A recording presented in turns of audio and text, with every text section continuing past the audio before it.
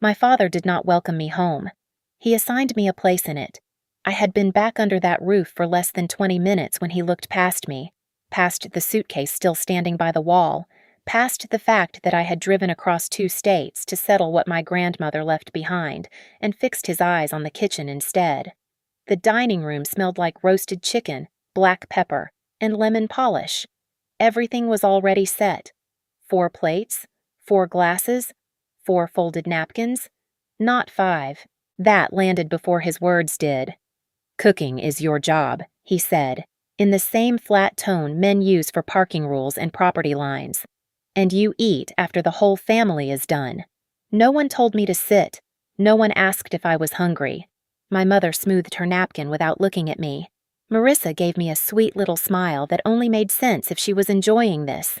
Noah glanced up, then lowered his eyes so fast it almost hurt more than the rule itself. "My name is Lena Hart. I'm 34 years old, and I had spent enough years building a life outside that house to know the difference between dinner and a warning. This was not about food, it was about rank." I set my keys on the counter and asked, "What do you want me to make?" My father relaxed immediately. That was his mistake, because while I stood at that stove, I heard him tell Marissa that tomorrow night would finish the land issue, and everything came into focus. He was not setting a household rule. He was putting me in a lower chair before asking for something bigger. I smiled then, not because I agreed, but because I finally understood the game. And before we go any further, this story was written by Revenge Pulse for educational and inspirational purposes, and it does not portray any specific real individual. I stayed in the kitchen while the food I had just made was carried into the dining room like it belonged to everyone except me. The best pieces went straight to the center of the table: roasted chicken, buttery rolls, green beans with bacon, my father's favorite when he wanted dinner to feel like proof that the house still ran on his rules. There was no plate set aside for me, not even an empty one waiting at the corner. Just 4 place settings and a chair no one touched. That told me more than his rule had.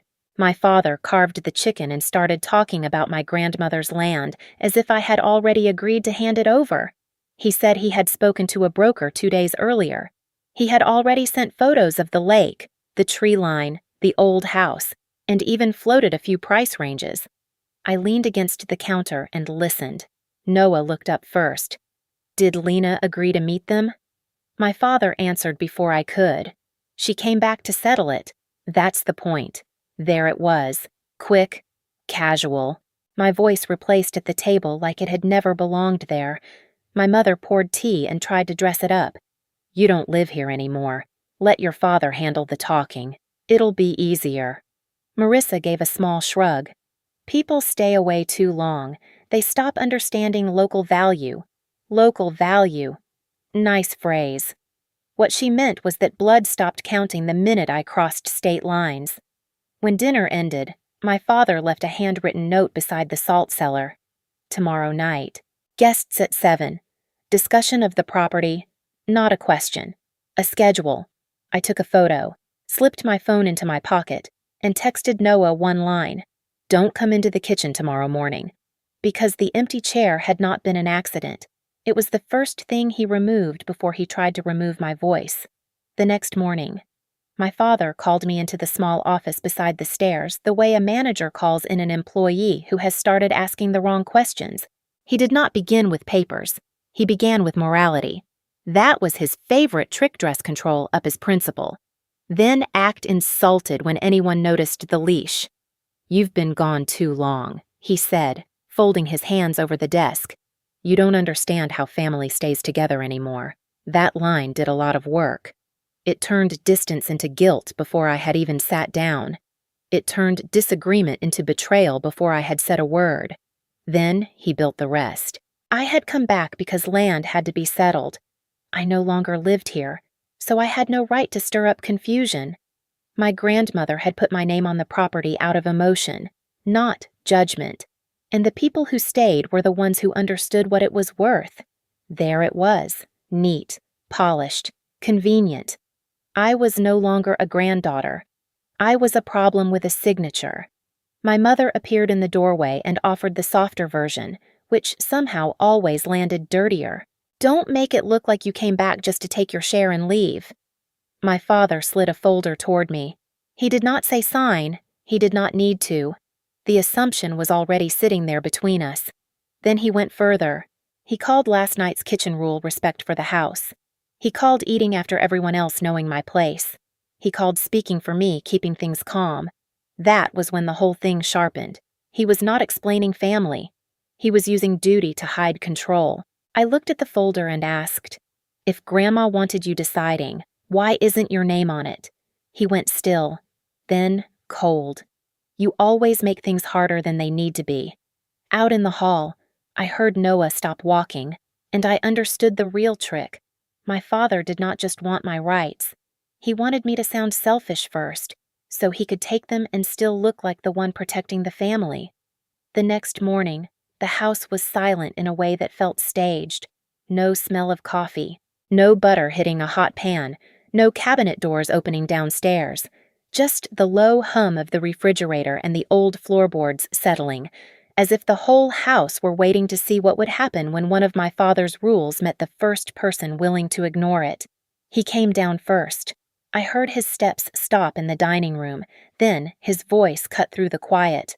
Lena, not confused, not worried, summoning. My mother appeared a few seconds later, robe tied tight, staring at the empty table and the cold stove like reality had failed to follow instructions. Marissa came in behind her, already annoyed. Noah stayed exactly where I had told him to stay. Out of the kitchen. I walked in a moment later wearing a white shirt, dark slacks, and my hair pulled back, not dressed to impress anyone, dressed like someone who had already decided how this morning would go. My father stared at the bare table. "Where's breakfast?" Same tone as the night before. The tone of a man who thought a rule stayed alive just because he had said it once. I looked him in the eye. "Then cook for your own table." The room went still. No shouting, no tears, no speech. Just refusal. That was what shocked them. My father's face hardened. "If you're going to pull this kind of stunt, then tonight we settle the land issue my way." I took out my phone, opened my email, and confirmed the arrival time for the Preservation Fund attorney and the town council representative. Then I looked up. "Good," I said. Tonight we discuss the property in front of everyone. That morning, I had not just refused to make breakfast. I had taken away the one thing my father counted on most obedience before repetition. After the breakfast standoff, my father did not raise his voice again. He did something more useful to men like him. He switched from control to paperwork. He called me back into the office beside the stairs, left the door half closed, and pushed a thicker folder across the desk. No speech about respect this time. No lecture about family order. Just a cleaner version of the same ambition. "If you're not staying in this state," he said, "the sensible thing is to let the family handle negotiations." That almost made me laugh, as if I stopped being family the moment I stopped surrendering. I opened the folder. Colored tabs lined the edge. Tax exposure, listing authority, temporary decision rights, and, of course, one neat little marker where I was expected to sign. That was the next soft removal, not asking whether I agreed. Building the whole decision as if my agreement had already become a formality. I read fast. The shape of it came together immediately. He did not just want to speak for me. He wanted enough authority, for long enough, to lock me out while calling it efficiency. Then he made the mistake that mattered.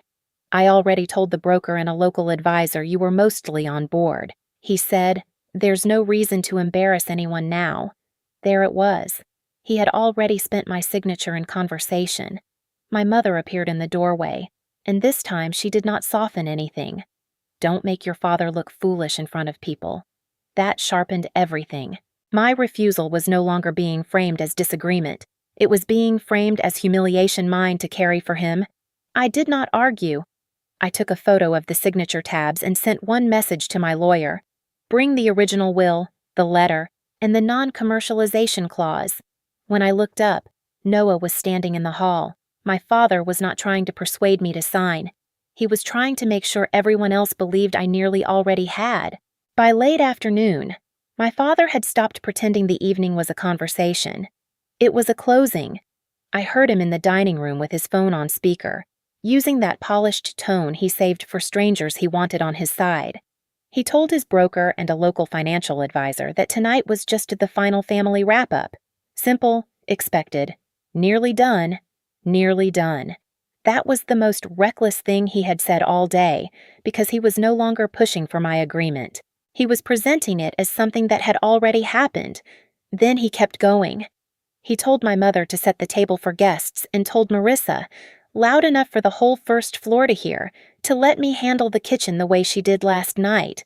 That was the picture he wanted him at the head of the table, me standing by the stove. Everyone else arranged around his version of the story. He was not trying to win the paper anymore. He was trying to stage it. I did not stop any of it. I confirmed my own guest list, instead the attorney from the Preservation Fund, the town council representative, and Evelyn Cross, an older woman who had cooked beside my grandmother for years in the community kitchen downtown. If my father wanted witnesses, I was happy to give him better ones. I did not prepare dinner the way he expected, either. No simmering pots, no polished platters. I ordered something simple and left the boxed meal untouched in the kitchen. A quiet refusal to perform service as proof of belonging. My mother found me near the counter. "Do you really need to bring outsiders into this?" I looked at her. Dad did that the moment he spent my signature for me. She had no answer. A little later, I saw Noah carrying extra chairs into the dining room. By then, my father was not just enforcing a rule. He was building a reality where my rights had already been used before I ever opened my mouth. The guests arrived close enough together to make the whole house feel smaller. My father liked that. Pressure worked better for him in layers. More eyes, more chairs, more people to perform certainty in front of. He stepped into host mode immediately, greeting the broker first, then the local financial advisor, guiding them toward the dining room as if the evening were already moving along a track he had laid hours ago. By the time the town council representative, my attorney, and Evelyn Cross came in behind them, he was already talking about the family's shared intention before I had even taken my seat. Then he did it. He looked toward the kitchen and said, "Bring the food out first. Then the grown-ups can talk through the paperwork." No one spoke. That was the most expensive sentence he said all night, because he was not just being rude. He was trying to place the legal decision-maker in the role of server in front of the very people who had come to see who held authority over the property. I did not argue. I carried the boxed meal from the kitchen, set it on the table one container at a time, then pulled out the empty chair and sat down in it. The room changed right there. My father's broker recovered first.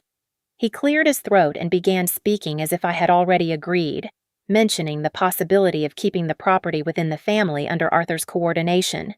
My attorney cut in calmly. "Could you clarify the legal basis for under Arthur's coordination?"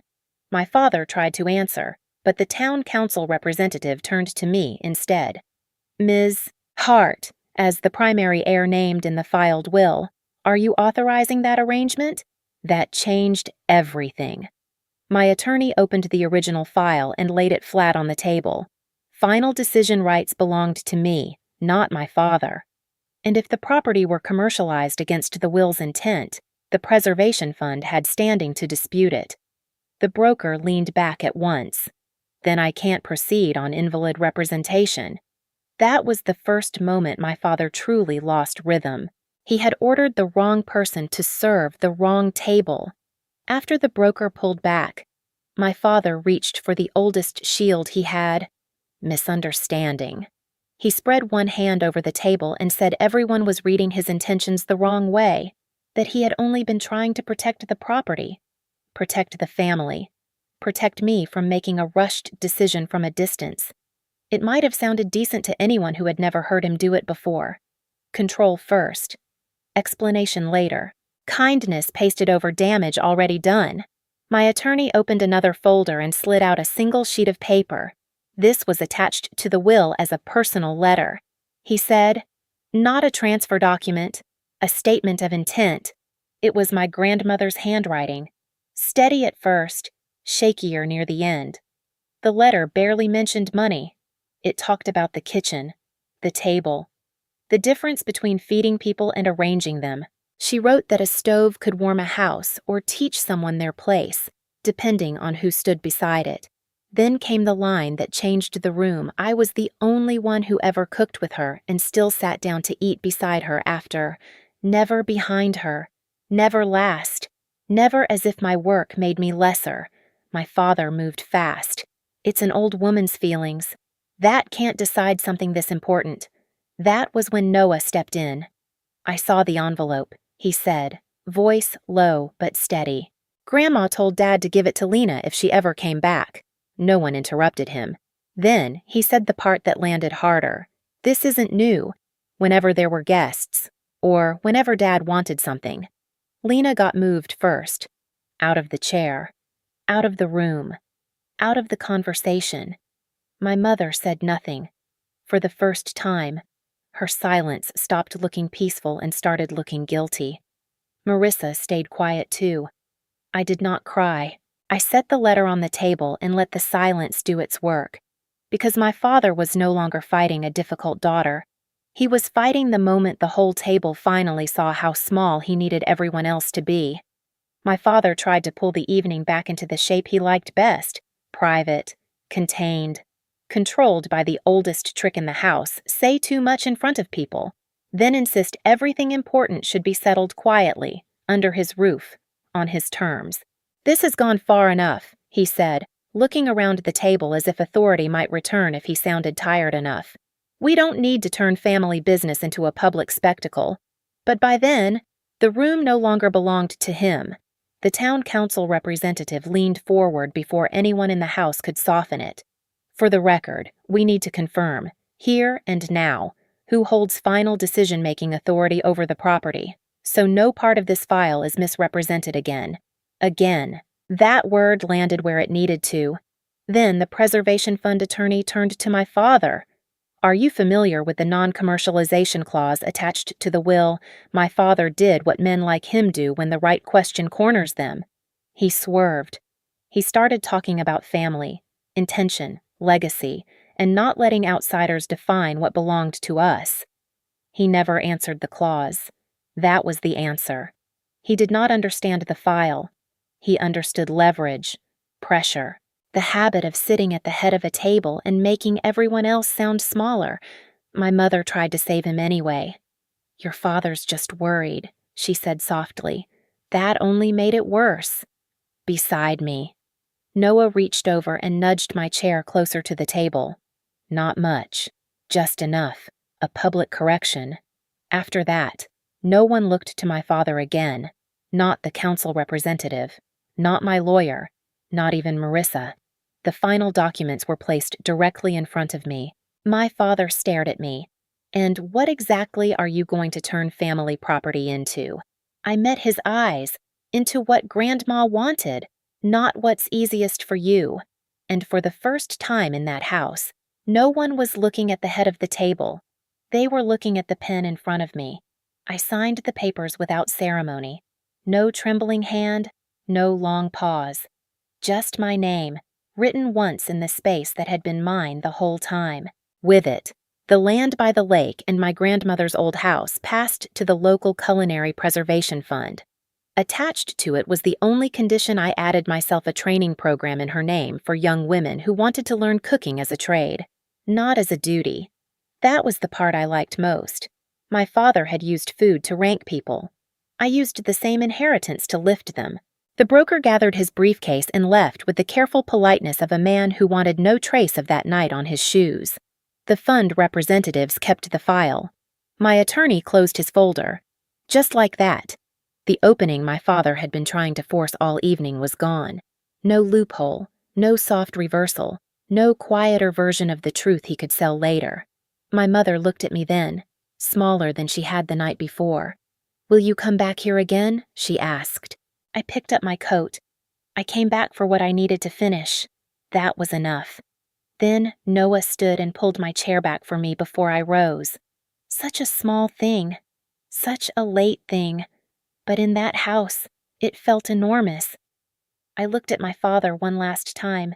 He still had the table, The same polished wood, the same seat at the head, the same walls that had carried his voice farther than anyone else's for years. But not the power. You made one meal a rule, I said. I made that rule your last one. Then I walked out without waiting for an apology. Outside, the night air felt colder than I remembered, but cleaner too. I stood beside my car for one last second, looking back at the dark windows of the house my grandmother had filled with warmth long before my father turned it into a place of rank. Then I got in and drove away. I was not leaving as the woman he had sent to the kitchen. I was leaving as the one who ended the rule.